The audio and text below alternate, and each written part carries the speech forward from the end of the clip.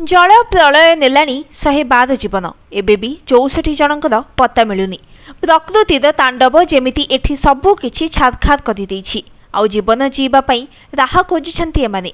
घरद्वार रास्ताघाट कि गाँ दांड किछि भी बाकी नाही। सबुठी पानी चालुछि, सबु पालटि जाइछि एकाकार। ए दृश्य हेउछि नेपालर विभिन्न स्थान में प्रबल वर्षा जोगु बन्या परिस्थिति सृष्टि समस्तंकु आउटु पाउटु करुछि। भूस्खलन एवं वर्षा जनित कारणरू लिभि सारी 112 जीवनदीप। अनेकंकर पत्ता मध्य मिलुनी।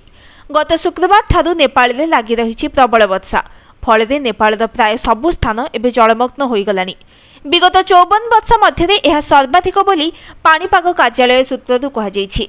अधिकांश नदी मध्य विपद संकेत टपी बन्या परिस्थिति सृष्टि कलानी। बागमती और एहार शाखा नदी गुड़िकर जलकूल लंघिथिबारु शताधिक बासगृह जलमग्न होइछि।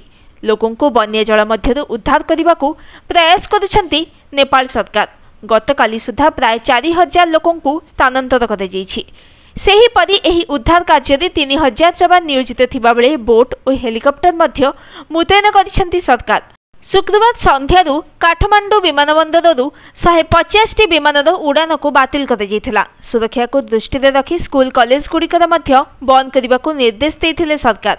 रविवार दिन स्थिति में सामान्य उन्नति घटिबारु सरकार समस्त सेवा को एवं धीरे धीरे स्वाभाविक करुछन्ति। Bureau report news today.